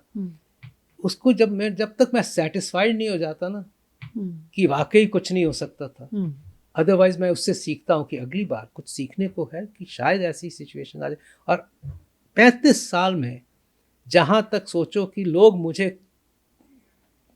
यही नहीं, हर इंटरवेंशनल कार्डियोलॉजिस्ट सोचता है कि ये स्किल्स मास्टरली स्किल्स है। अभी भी मैं लर्न कर रहा हूँ कि इसके बियॉन्ड और सेफर बेटर हो सकता हूँ कि और क्या सुधार कर सकते हैं इसमें, और क्या और सेफर भी हो सकता है, इससे और बेटर भी हो सकता है, इससे और कम्प्लेक्सिटीज भी और सेफली हैंडल कर सकता हूँ। अभी भी मेरा दिमाग सीख ही रहा है। मैं मास्टर, दूसरे लोग मुझे मास्टर समझते हैं, मैं तो अभी भी स्टूडेंट हूँ। और ज़िंदगी भर स्टूडेंट रहने का ही फ़ायदा होता है कि आपके पास जो लोग आते हैं वो ये मान कर चलते हैं कि हाँ अभी जो मेडिकल एडवांसमेंट है इस स्थिति में बेस्ट किया जा सकता है, इस पर ज़रूर डॉक्टर साहब काम करके पहले से बैठे होंगे। सर लेकिन आपने एक बात कही कि इतना टाइम देने के बाद भी कुछ मरीज़ को शिकायत रह जाती है, तो फिर भी कुछ मरीज़ ऐसे होते हैं जो कहते हैं कि नहीं यहाँ तो सब ठीक था, डॉक्टर साहब के लेवल पर कुछ गड़बड़ हुई होगी, जिसे मेडिकल भाषा में हम मेडिकल नेग्लिजेंस के आरोप बहुत कॉमन हम देखते हैं कि लगाए जाते हैं। आजकल लोग सोशल मीडिया प्लेटफॉर्म पे भी लिख देते हैं कि ऐसा हुआ वैसा हुआ, तब आपको कैसा लगता है? पूजा, दिस इज अ वेरी हाँ बड़ा सेंसिटिव क्वेश्चन है और सही क्वेश्चन है। अपनी तरफ से खुद को सेटिस्फैक्शन होना चाहिए कि सब कुछ किया, and that nothing went wrong, and दूसरों को ब्लेम नहीं कर सकते टू थिंक कि समथिंग वुड हैव रॉन्ग। वो तो पेशेंट, ह्यूमन बॉडी बड़ी कम्प्लेक्स है। अब मैं एक ब्लॉकेज को खोल रहा हूँ और बलून उसमें इन्फ्लेट करूँ और देखा स्टेंट बलून फुला के डाला जाता है, और 200 पेशेंट्स उसी तरह रिस्पॉन्ड करेंगे। आपने 12, 16, 14, 16 एटमॉस्फेयर पे उसको डाल दिया, और एक 14, 16 एटमॉस्फेयर पे एक ही आर्टरी सडनली रप्चर कर जाएगी, और आपको उसके ऊपर कोई कंट्रोल नहीं है। ह्यूमन साइंस कोई इतनी ज़्यादा कम्प्लेक्स है कि कार फेल हो जाती है जो हमने बनाई है, कार कहीं रुक जाती है, और वो तो हमने बनाई है, ह्यूमन बॉडी तो हमने बनाई नहीं। पेशेंट नहीं अंडरस्टैंड करता, पेशेंट सोचता है कि हर चीज़ परफेक्ट होनी चाहिए थी, 100% सक्सेस क्यों नहीं आया। सो ही हैज़ देयरफॉर, पता है इससे 3 चीज़ें मैंने यस, जब अपनी पूरी कोशिश कर लो और अपने सिंसियरली कोशिश कर ली, तब ऐसी कंप्लेंट आती है तो हर्ट करती है, तब ऐसी कंप्लेंट आती है तो बुरा लगता है, और अगर नोटिस आता है और लॉयर का नोटिस आता है तो बहुत ज़्यादा बुरा लगता है, क्योंकि वो लॉयर तो ऐसी ऐसी बातें लिखता है जो कि इतनी ज़्यादा झूठ होती है कि आप पेशेंट के साइड में अगले 6 घंटे तक उसकी जान बचा रहे थे तो वहाँ लिखा आता है, उसके बाद तो डॉक्टर ने देखा ही नहीं इसको। ऐसा लीगल कंप्लेंट्स में लिखा होता है। हाँ, क्योंकि लॉयर अपना काम कर रहा है, उसको स्ट्रॉन्ग लीगल केस बनाना है, तो हर्ट वो बातें होती है। But at the end of the day that is life. मैं उसको कभी इस तरह से नहीं लेता। अगर दिल में सेटिस्फैक्शन हो ना कि आपने सब कुछ किया, अगर आप दिल से साफ हो, अपने आप यहाँ से कॉन्शियस सही होनी चाहिए कि यू डिड योर बेस्ट, जिस तरह आप अपने रिलेटिव के लिए करते, और आपने वही डिसीजंस लिए। तो इसीलिए it's not a negligence issue for me it becomes a responsibility. उसके बाद कुछ भी हो, one faces that, one does that, but you know yourself in your heart that you did everything well. And the patients done or relatives did whatever they have to, they feel that they are doing. Not necessarily right, not necessarily correct. देखो, हम उस profession में हैं जहाँ हर एक की life नहीं बचा पाएंगे। हम उस प्रोफेशन में हैं जहाँ की डिजीज़ प्रोसेसेस ऐसी हैं जिनकी वजह से हम सब कुछ ठीक करें तभी भी ठीक नहीं होंगे, और हम ऐसी लाइफ को सेव कर रहे हैं जो कि वाकई सीरियस कंडीशंस होती हैं। आई थिंक इस टाइम पे कॉन्फिडेंस लेवल जो connect between patient and doctor जो लो हुआ है ना, उसको हमारी रिस्पॉन्सिबिलिटी एज डॉक्टर को ख़त्म करना। लाइक आई सेड कि अगर कोई आपके टेबल पे या आपके प्रोसीजर के बाद किसी की डेथ भी हो जाए तो आपको उसकी इतनी केयर करनी है, इतनी कोशिश करनी है बचाने के लिए कि जब रिलेटिव अपने पेशेंट को ले एक और पेशेंट को लाए तो कहे कि इन्हीं से करवाना है, क्योंकि जो हुआ वो तो उसकी मर्जी थी, बट इन्होंने बेस्ट दे दिया जो कोई लेकिन वो भरोसा कायम वो भरोसा, और वो हमारी रिस्पॉन्सिबिलिटी है वो भरोसा कायम करना। सोशल मीडिया प्रेजेंट स्टेटस में तो ये सब चीज़ें होंगी, पर भरोसा हमारे ऊपर है। मैं कहता हूँ इस बार ये कह दूँ कि जो मैं कहता हूँ ना, ये 3 जनरेशन्स मेरे को फॉलो कर रही हैं, और 3 जनरेशन डायरेक्टली तो मैंने 500 या 700 इंटरवेंशनल कार्डियोलॉज के डायरेक्टली ट्रेन किया, बट जो मैंने कहा कि 3 जनरेशन्स ऑफ इंटरवेंशनल कार्डियोलॉजिस्ट मुझे इंस्पिरेशनल और एस्पिरेशनल मानते हैं, उनके लिए मैं ये हमेशा कहता हूँ कि मेरी और कुछ ना देखो, मेरे को 5 C's मेरे फॉलो कर लो, एंड दैट आई सिंसियरली से 5 C's क्या, एक कमिटमेंट, आप इस प्रोफेशन में कमिटेड आओ, that is all you see. Blinker मेरी ये कमिटमेंट थी कि मैंने डॉक्टर बना और मैंने इंटरवेंशनल कार्डियोलॉजिस्ट बना। Second is compassion, think that the patient is your relative, compassionate हो, अंडरस्टैंड हिज प्रॉब्लम। रात को पता है कहता हूँ, रात को 12 बजे भी अगर कोई पेशेंट में से रिलेटिव पूछ ले कि खाना क्या है, तो मैं उसको बता दूंगा खाना क्या है। ये नहीं कहूँगा कि यही था कि मैंने खुद खाना नहीं खाया और आप ये पूछ रहे हो, कल भी पूछ सकते थे। उतने ही वर्ड में आप बता दो क्या खाना है, वो कितना आपसे कनेक्ट। सो कंपैशन होना चाहिए, कॉम्पिटेंस होनी चाहिए, आपको अपने आप को अपग्रेड करते रहो, अपने आप को वो स्किल देते रहो जो पेशेंट डिजर्व्स those skills है कि नहीं? I mean, I do believe that. Conscience is such an important part of the whole thing. Conscience means ethics. आपके एथिक्स इतने साउंड हो कि जब भी आप आओ अस्पताल, पूजा करके आओ, भगवान आज सब कुछ ठीक हो जाए, घर जाओ, भगवान आज ठीक हो गया, एंड योर कॉन्शियस, रात को आप आराम से सो सको because you had the best ethical practices. Right, इतना कर लेंगे तो I think that connect with the patient. Right. अब क्योंकि आप हमारे साथ हैं, चलते चलते बहुत सारे लोग ये जानना चाहते होंगे कि वो ऐसा क्या करें कि उनको आपके पास आना ही ना पड़े, दिल के मरीज ना बने लोग, क्योंकि भारत में दिल की बीमारियों का नंबर बहुत ज़्यादा है, तो ऐसे में क्या कहना चाहेंगे? सो आई थिंक कि हम तो वर्ल्ड कैपिटल हैं हार्ट अटैक्स के, हम लोग सब प्रोन हैं, मैं भी प्रोन हूँ हार्ट अटैक का, तो हम अपनी तरफ से क्या कर सकते हैं? एक्चुअली प्रिवेंशन हार्ट डिजीज तो हमारे हाथों में है। मैं कहता हूँ कि पीपल वंडर की पॉलिसीज ये वो, अगर हम यही कहें कि लुक एट एवरीथिंग जो कॉजेज हार्ट डिजीज, मोटापा, ठीक है, lack of exercise, smoking, diabetes, hypertension, family history को तो हम नहीं चेंज कर सकते जी, बट बाकी चीज़ों का तो हम कंट्रोल कर सकते हैं। क्या खाते हैं,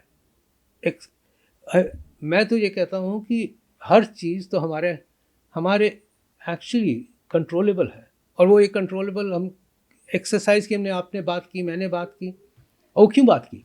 इसीलिए कि अगर सिर्फ एक्सरसाइज ही करें और इसे कि 200 मिनट्स ऑफ ब्रिस्क वॉकिंग, सिर्फ 200 मिनट इन अ वीक, इसका मतलब अगर 5 times 40 minutes brisk walking, 25% heart attack के चांसेस हमारे कम हो जाते हैं। 5 दिन 40 मिनट, और 25% पता है कई दवाइयों से नहीं हो पाता, जो ब्रिस्क वॉक कर सकते हैं। हमारा हाई ब्लड प्रेशर ख़त्म हो जाता है, डायबिटीज़ ख़त्म हो जाती है, हमारी वेट सही पे आ जाता है, हम पॉजिटिव फील करते हैं, एनर्जी आ जाती है। स्मोकिंग जो है, probably the biggest risk factor, smoking छूट जाती है, आप एक्सरसाइज करो, आप हर तरीके से एक सिंगल एक्सरसाइज से सब रिस्क फैक्टर्स खत्म कर सकते हो। सो ऐसे walk walk walk, exercise exercise exercise, make it integral part. आपका एक उसका एक अपने हर रूटीन का पार्ट बना दो। जिस तरह आप नहाते हो तो अगर आपका 15 मिनट नहाने को लगते हैं तो आप नहा ही रहे हो ना, तो नहाते अगर हो तो क्यों एक्सरसाइज क्यों नहीं करते? न्यूज़पेपर पढ़ते हो तो एक्सरसाइज क्यों नहीं करते? आपको खाने के लिए टाइम है, चाय पीने के लिए टाइम है, पकौड़े खाने के लिए टाइम है, एक्सरसाइज क्यों नहीं करते? एक्सरसाइज के लिए टाइम नहीं है तो एक्सरसाइज कीजिए। ब्रिस्क वॉक को सही मायनों में ब्रिस्क वॉक की तरह भी अगर आप करेंगे तो दिल के डॉक्टर्स के मुताबिक ये अकेली एक्सरसाइज आपके दिल की बीमारी के खतरे को, जैसे डॉक्टर सेठ ने कहा, 25% तक कम कर सकती है। फिर भी लोग डॉक्टर साहब एक्सरसाइज करते नहीं हैं तो और ब्रिस्क वॉक का मतलब क्या है वो भी ज़रा एक बार समझा दें। तो ब्रिस्क वॉक का मतलब है कि आपको, अगर आप चल रहे हो तो अगर आप किसी साथी के साथ पहले ये बता दो कि ज़्यादातर लोग जब पेशेंट होते हैं, हाँ कहते हैं जो रोज़ वॉक के लिए जाता हूँ, तो पूछते हैं क्या करते हो? हाँ जी, वो हम लोग 4 दोस्त हैं, तो 4 दोस्त निकल लेते हैं सवेरे और 25-40 मिनट 50 मिनट 1 घंटे घूम के आते हैं। अच्छा, क्या बात करते हो? अरे बड़ी बातें होती है, बीच में बैठ जाते हैं, बातें होती हैं। सो आई टेल यू, लोग सोचते हैं दैट्स एक्सरसाइज। आपको एक्सरसाइज जो हम कहते हैं ब्रिस्क वॉकिंग का मतलब ये है कि अगर आप किसी और के साथ स्पीड पे चल रहे हो तो आप एक सेंटेंस बड़ी मुश्किल से बोल पाओ। कन्वर्सेशन तो बात ही नहीं कि गप्पे मार रहे हैं, मुश्किल से एक सेंटेंस सांस में कंप्लीट कर पाओ, तो वो ब्रिस्क वॉकिंग हुई। और यूजुअली वो एज के हिसाब से डिफरेंट होगी। ऑब्वियसली यंगर पेशेंट में वो 6-7 किलोमीटर पर आवर की स्पीड से चल सकते हैं, कोई और एल्डरली वो 4 किलोमीटर की स्पीड से चलेगा पर आवर। तो ये सब बेस्ट टेस्ट है। और जब हम कहते हैं 40 मिनट ब्रिस्क वॉकिंग, हम ये नहीं कह रहे जिमिंग करो, ये वेट लिफ्टिंग, वो सब एक्सरसाइज नहीं है, वो कार्डियक एक्सरसाइज नहीं है। वेट लिफ्टिंग, जिम जाना, हैवी वेट लिफ्टिंग करना, वो सब कार्डियक अनफ्रेंडली एक्सरसाइजेस है। अच्छा, जो दिल के लिए अच्छी नहीं है। जो दिल के लिए अच्छी नहीं है। वो फिजिक के लिए अच्छी है, बॉडी बिल्डिंग के लिए अच्छी है, वो अपने आप को दिखाने के लिए अच्छी है, बट हार्ट के लिए तो ब्रिस्क वॉकिंग, साइकिलिंग, स्विमिंग, ये एक्सरसाइजेज जो हम कहते हैं एरोबिक एक्सरसाइज, वो अच्छी हैं और वही फ़ायदा देती हैं जो हार्ट अटैक में कह रहा हूँ डिक्रीज करने के लिए। आखिरी सवाल सर, डॉक्टर्स डे का मौका है, बहुत सारे लोग हम देखते हैं जब हम कॉन्वोकेशंस कवर करने जाते हैं, फर्स्ट जनरेशन डॉक्टर्स बहुत कम दिखते हैं। ज़्यादातर डॉक्टर्स वो होते हैं जिनकी फैमिली में पहले से डॉक्टर्स हैं। ऐसा क्यों है? फर्स्ट जनरेशन डॉक्टर्स क्यों घटते जा रहे हैं? लोग डॉक्टर बनना क्यों नहीं चाहते? आई थिंक कि एक तो अपॉर्चुनिटीज़ लाइफ में और बहुत आ गई हैं। एक टाइम था जब मैं बना था डॉक्टर, तो 2 ही प्रोफेशन मानी जाती थी, इंजीनियर बनना या डॉक्टर बनना जी। और यू हैड अ चॉइस। और हम इंजीनियर, मेरे कुछ फ्रेंड्स इंजीनियर, मैं डॉक्टर बना। अब अपॉर्चुनिटीज़ ऑफ लाइफ बहुत है। जो हमारी मेडिकल साइंस में पढ़ाई है बहुत लंबी और बहुत स्ट्रेनुअस है। 4-4.5 साल लगते हैं हमें MBBS करने में, उसके बाद एक और एग्ज़ाम, उसके बाद MD करने के लिए। उस वक्त तो बेसिक डॉक्टर बनते हैं MD के साथ, और उसके बाद फिर सुपर स्पेशलाइजेशन करना पड़े, उसके एग्ज़ाम, उसके बाद तो हमें 14 साल लग जाते हैं एक स्पेशलिस्ट बनने के लिए। और स्पेशलिस्ट तो स्टार्ट है, उस 14 साल में हमारे कई दोस्त उस टाइम पे इंजीनियर या IT या MBAs करके कंपनियों के CEOs हो जाते हैं उन 14 सालों में जी। जबकि हम एज डॉक्टर्स पहले पेशेंट देखना शुरू करते हैं एज अ स्पेशलिस्ट, एंड उस वक्त हम जूनियर मोस्ट होते हैं अस्पतालों में। So that's the first thing. इसीलिए अब अपॉर्चुनिटीज़ बहुत ज़्यादा आ गई हैं, एक्साइटिंग अपॉर्चुनिटीज़ आ गई हैं, जिसमें कि लोगों का दिमाग भी चल रहा है, चाहे वो IT हो, चाहे AI हो, चाहे इवन एंटरप्रेन्योरशिप हो। सेकेंडली एंटरप्रेन्योरशिप की अपॉर्चुनिटीज़ और ज़्यादा आ गई हैं। हिंदुस्तान बहुत आगे तरक्की कर गया है। थर्डली, जो पहले प्रोफेशन था, अब वो तभी लोग जाते हैं एज अ मिशन। उस वक्त प्रोफेशन एंड मिशन इकट्ठे थे। बिल्कुल। अब प्रोफेशन अलग चीज़ हो गई है, रिवॉर्डिंग प्रोफेशंस को देखना एंड मिशन। और फाइनली ये जो आप एग्जैक्टली आपने रेज किया कि द ट्रस्ट फैक्टर, अब ये होते जा रहा है कि पेशेंट भी आपको as a saviour, as a doctor, as a वो नहीं समझता। It's transactional. पेशेंट ने भी खुद ट्रांजैक्शनल बना दिया कि हम आपको पैसे दे रहे हैं, आपसे ट्रीटमेंट ले रहे हैं। डॉक्टर ने भी उसको, पब्लिक ने भी ट्रांजैक्शनल बना दिया, डॉक्टर भी उसको कुछ डॉक्टर भी उसको ट्रांजैक्शनल देखना शुरू कर। I think the whole milieu has change. कि जो मिशन एंड प्रोफेशन इकट्ठे था वो mission and profession separate out होता जा रहा है। तो जब प्रोफेशन हम देखते हैं तो बड़ी ज़्यादा अपॉर्चुनिटीज़ हैं, और अगर हम मिशन देखते हैं तो फिर वाकई डॉक्टर अगर बनना है, but I will still say to all the listeners, it is still the noblest profession. बिल्कुल, it is still the profession. आप देखिए, and I will just say this sentence to everybody, get inspired from the fact कि कोई ऐसी profession नहीं है जिसमें आप डेली काम करते हुए, अपना डेली काम करते हुए इतनी दुआएं मिले, इतनी ब्लेसिंग्स मिले, इतनी आपको थैंकफुल हो, इतनी ग्रेटफुलनेस मिले, जिससे कि आपकी रोज की, आपकी खुद की जिंदगी बढ़ रही है, आपकी खुद की हैप्पीनेस बन रही है, आपकी फैमिली को इतनी दुआएं मिल रही हैं, और आप क्या कर रहे हो? रोज वही काम कर रहे हो एज अ प्रोफेशन जो आपको सिखाया गया, जो आपका काम है, जो आपका काम है ना। कोई ऐसा प्रोफेशन नहीं है जिसमें आपको दुआएं मिले काम करते करते। इसलिए डॉक्टर बनने की जो चाह रखते हैं लोग, नीट में एक बार नंबर नहीं आया, डॉक्टर सेठ यहाँ एग्जाम्पल है, दूसरी बार तीसरी बार आप अटेम्प्ट दीजिए। अगर आप वाकई इस प्रोफेशन में आना चाहते हैं तो रास्ता लंबा ज़रूर होगा, लेकिन आज भी सबसे नोबल प्रोफेशन यही है। डॉक्टर साहब, एक आखिरी सवाल रह गया था, वो पूछ लेती हूँ आपसे। फिर भी आजकल जैसे आपने कहा कि अब प्रोफेशन हो गया, ट्रांजैक्शनल हो गया है, बहुत सारे लोगों को लगता है डॉक्टर्स तो लूटते हैं, अब उनका प्रोफेशन है, ये फीलिंग क्यों आती जा रही है? आई थिंक हम उस वर्ल्ड में रह रहे हैं जिसमें हर चीज़ ट्रांजैक्शनल होती है, और इसीलिए और मेडिकल साइंस भी चेंज होती जा रही है, बट पब्लिक की और पीपल की एक्सपेक्टेशंस भी चेंज होती जा रही है। हर तरीके से हर क्षेत्र में ट्रांजैक्शनल सिचुएशन डेवलप हो गई है। दिस साइंस, अच्छा, personal touches have gone down. जो एक वो जो पर्सनल टच होता था, वन ऑन वन कनेक्ट नहीं है, और it also goes back to डॉक्टरों को टाइम देना पेशेंट को। बॉन्डिंग कैसे होती है? आज भी मैं कहता हूँ कि बॉन्डिंग तब होती है कि अगर आपने पेशेंट को टच भी नहीं किया और उसको सिर्फ कागज़ देख के ही उसको बता दिया कि आगे क्या करना है, तो बॉन्डिंग गई कहाँ? अगर आपने उसको एग्जामिन ही नहीं किया, तो एग्जामिनेशन का एक पार्ट है टच, एग्जामिनेशन का एक पार्ट है कि उसने फील किया, आपने नर्व्स भी देख ली, तो there is a connect which happened. सो एक तो बहुत इंपॉर्टेंट है टाइम देना। The second thing is transactional को चेंज करना, to make every, and at the end patient चाहे कुछ भी सोचे, आफ्टर ऑल वो तो बीमार है ना, वो तो आपके पास आया है, उसको तकलीफ है। हमारा एज अ कर्तव्य है डॉक्टर होना कि वो हमारे ऊपर ट्रस्ट करे, एंड आई थिंक आप कह सकते हो बोथ वेज हो, बट रिस्पॉन्सिबिलिटी किसकी है? इट स्टार्ट्स कि डॉक्टर की रिस्पॉन्सिबिलिटी पहले है कि उस ट्रांजैक्शनल सिचुएशन को खत्म करके कॉन्फिडेंस देना कि हम आपके लिए हैं, ट्रांजैक्शनल बेसिस पे नहीं, हम हैं बिकॉज आपने हमें ट्रस्ट किया, now we are going to deliver that trust and you going to do it to the best possible manner, जिसका मैं जानता हूँ, मैंने सीखा, जिस तरह मैंने सीखा, मैं वो डिलीवर करूँगा जो आपको, मैं खुद को डिलीवर करता, किसी और को डिलीवर करता।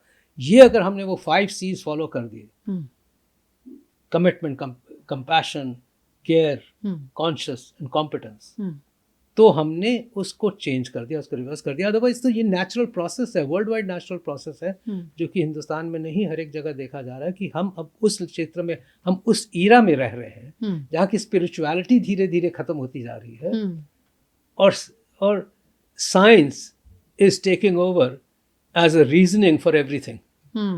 बिल्कुल सही बात है, और इसीलिए आज की भी तारीख में, चाहे ज़माना 1960 का हो या 2025 का, आज की तारीख में मरीजों की सबसे पहली शिकायत यही होती है, डॉक्टर साहब ने हमें टाइम नहीं दिया।